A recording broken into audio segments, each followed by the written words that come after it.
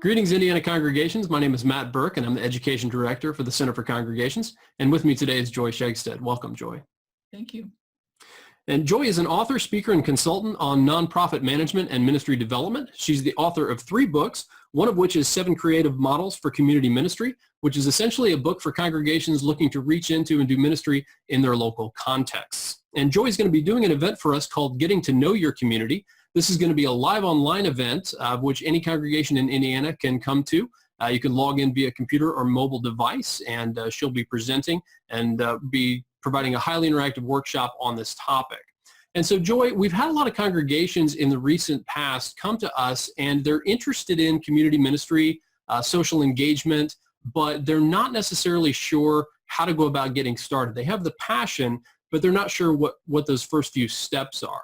So tell us a little bit about why getting to know your community is such an important first step in engaging the community. Well, I would say it's maybe one of the most important things you'll do in the overall process of creating new ministry, because you want to create ministry that's relevant to your local community. So sometimes I work with congregations and they have a great idea sort of internally, and they want to develop ministry that's based on the passions or interests of people in their congregation only, haven't really looked into the community, and they might offer something that's not really needed or wanted by the community. So I think that's the major thing, is that you want to develop ministry that actually meets a real need or addresses real issues in your community. I also think it's important because it indicates that your church is interested in the local community. If you're never out there talking to people, building relationships with people, your church will be less visible, and people might assume that you just don't care about what's going on in the neighborhood. So just that in and of itself is a huge statement to the community that your church is interested.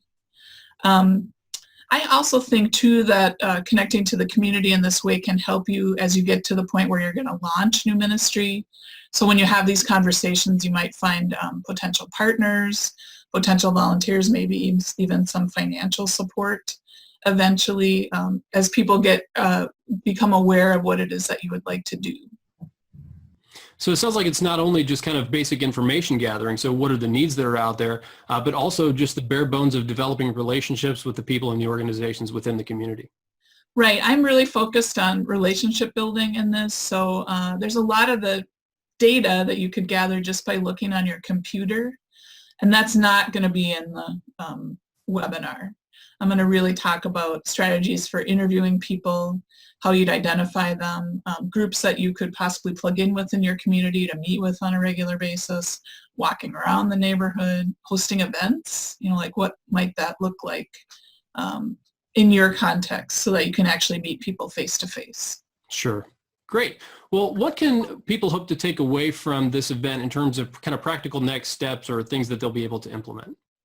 I'm really all about the practical. So I think a lot of people are maybe a little nervous about venturing out into the community for the first time in particular, and just starting to talk to people.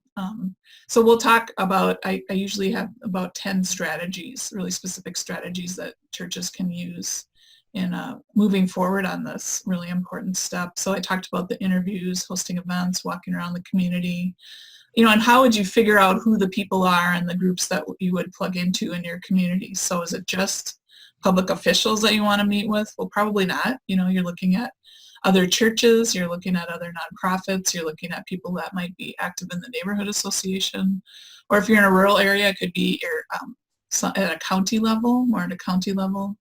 Maybe it's your local food shelf or your local women's shelter.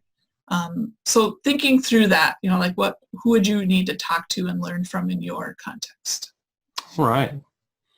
Well, if you're a congregation that is interested in beginning to venture into the community ministry space, or even if you've already started it, this will be a good event to help you learn how to think about interacting with your community, asking questions, getting to understand the needs that are out there, and creating partnerships and relationships. And one of the things that we're recommending, since this is a live online event, we encourage you to maybe bring a team to the event, gather around a computer at your congregational location or someone's house, and schedule time after the event to talk about what you've learned and how you're going to implement this in your context. So Joy, we're very much looking forward to having you virtually in the state of Indiana, and looking forward to the information that you'll be providing about getting to know your community. So thanks for your time today, Joy.